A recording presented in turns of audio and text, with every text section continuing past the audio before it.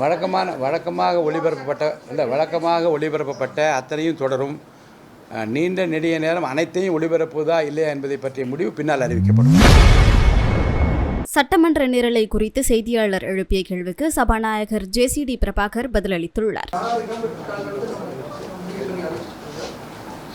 முறையாக கூட்டம் நடத்துகிற போது நீங்கள் வந்து பார்க்க போகிறீங்களா? அலுவலாய் கூட்டம் நடக்கிற போது யார் யார் வருகின்றார்கள் என்று நீங்கள் பார்க்க தான் போகிறீங்க. அப்போது உங்களுக்கு தெரியும்.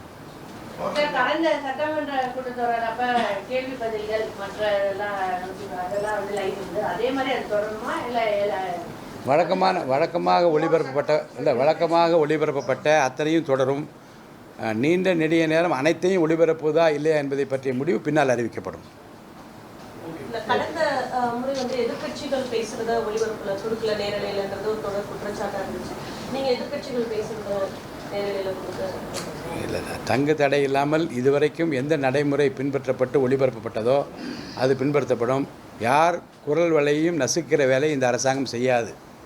சட்டமன்ற பேரவையினுடைய தலைவர் என்கின்ற முறையில் அதற்கு நான் நிச்சயமாக அப்படிப்பட்ட கருத்துக்களுக்கு நான் மதிப்பளிப்பேன். பேரவையில் சார் நம்ம முழு நேரலை கொடுக்கும்பொழுது இந்த அவையில் சில வார்த்தைகள்லாம் நீக்கம் பண்ணுவாங்க சார். அதெல்லாம் சிக்கலாக வராதா சார்? நம்ம நீக்கம் பண்ணி ஊடகங்களில் கொடுப்போம், நீங்கள் நேரலையாக கொடுக்கையில் அது எல்லாமே வந்து அப்படிப்பட்ட கருத்துக்களைத்தான் இப்போது ஆய்வு செய்து கொண்டிருக்கிறோம். என்றால் நேரையில் என்று வருகிற போது ஒரு வார்த்தை சொன்ன பிறகு அதை நான் நீக்குவது அதுவும் வந்து விடுகிறது.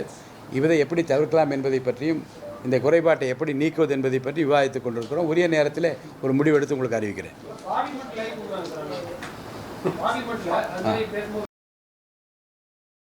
செய்திகளை உள்ளது உள்ளபடி தெரிந்து கொள்ள ரெஃப்ளெக்ட் நியூஸை சப்ஸ்கிரைப் பண்ணுங்க.